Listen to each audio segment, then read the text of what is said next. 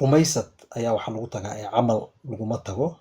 Maxaan ku dhahay janno camalka jannada laguma tago ee rumaysad baa lagu tagaa. islaamka naftirkiisa xadiid waxaan ku arkay maxaan ku yidhahdaa ayaa jiray haddaanan qaldanayn maxaan ku dhahay qofna camalkiisa janno kuma gala uu leeyahay nabiga. xataa adiga marka la yiri xataa ana ilaa yataqamadani allahu biraxmatihi uu yiri ilaahay inuu i naxariista mooyaane qofna maxaan ku yidhahdaa camalkiisa janno kuma tagaayo. marka maxaan ku yidhahdaa differencega horta loo dhexeeya kaas waaye iimaanka masiixiga iyo maxaan ku yidhahdaa iimaanka islaamiga ah. aan ka gudubno marka qodobkan maxaan ku yidhahdaa ma sii saarnaanayno. waxaan rabaa su-aal kale inaan ku weydiiyo. intaada su-aashaas u gudbin walaalkay qodobkan hadda aa ka dhawaajiseen waxaan rabaa inaan tacliiqiyo adigoo mahadsan. iimaanka masiixiga aniga horta kuma aanan dhihin miro berde duuduubaa lagu laqaa. mana aanan ku dhihin su-aal iskama weydii karno.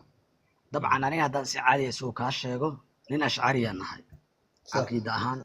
caqiida alashcariyana waxay ku sugaan waa caqliga. waa wax badan oo dadku nooga soo horjeedaan ay dhahaan maxaa la yidhaahdaa ilmaheena annaga 12 markay soo gaaraan waxa ugu horeeya la baro intaysaba baranin kitaabada safiinada iyo waxaas waxa ugu horeeya la baro waa caqiidada iyo waxa aan ku sugayno oo ah loojiga iyo falsafada. falsafay bartaan waa ogahay si fiican u garanaya.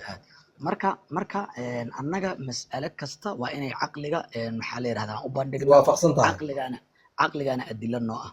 marka qoladaas dhayso miro barda duuduuba lagu laqaa anigu kuma jira. marka koobaad markii aan ku dhahayay maxaa la yiraahdaa haddii ilaahay oo naartana wada geliyo way u bannaan tahay. waa sax caqlan alle way u bannaan tahay. xataa cirka iyo dhulka inuu naaro way u bannaan tahay. wax diidaya mala asagaa markii hore samaystay. cadaalad darrana ma ahan halkaasaan ka dhalaalinayay.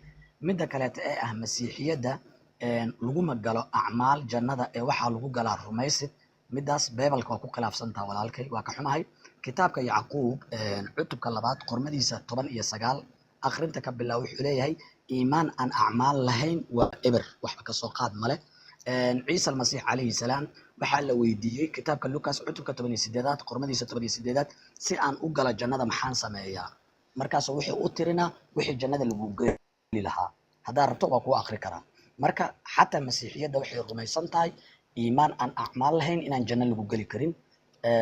jannada in lagu galayo acmaal. kitaabka lukas cutubka 18 qormada 18 ka bilow ilaa 19 akhri.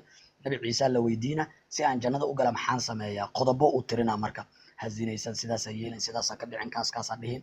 iyo kitaabka yacquub cutubka 12 qormadiisa 17 ka bilow ilaa 22 akhri wuxuu leeyahay rumaysad aan lahayn acmaal ma aan wax jiro. waa mahadsantaha marka waa ka gudbi kartaa insha Allah. acmaal markaan ka hadlaayo ma ahan maxaan ku yidhahdaa kama wado in waxyaabihii sharciga uu diiday in la sameeyo kama hadlaayo. sharcigii muuse maxaan ku dhahay 10 sharci baa qornay. 10kaas sharci wuu sugaaya waa ogahay oo qofka intuu maxaan ku yidhahdaa zinaysto wax dilo wax boobo wax dhaco maxaan ku yidhahdaa sakhraamo khamri cabo wuxuu doono sameeyo haddana maxaan ku yidhahdaa ma aha micnaheedu taas. laakiin rumaysadka aan ka hadlaya waxay tahay islaamka iyo masiixiyaddu waxay kula duwan yihiin. islaamku waxay aaminsan yihiin jannada naftirkeeda inay xataa darajaad ay kala leedahay sida loo kala camal badan yahay loo kala galayo oo maxaan ku yidhahdaa ay usii kala korayso usii kala maxaan ku yidhahdaa weyn tahay. laakiin halkan qofka haddii maxaan ku yidhahdaa uu iska ilaaliyo waxyaabaha maxaan ku dhahaa dunuubta iyo macaasida ah oo ilaahay uu reebay oo iimaan uu la yimid taan ka hadlaya waa taas. marka waa isfahnaan u malaynaa waana ogahay risaaladii yacquub waxa ku qoran iyo maxaan ku yidhahdaa wax walba maxaan ku yidhahdaa ku yaala baybalka waa si fiican baan u aqaanaa. dhib ma lahan. su-aal kale ma gudbi karnaa.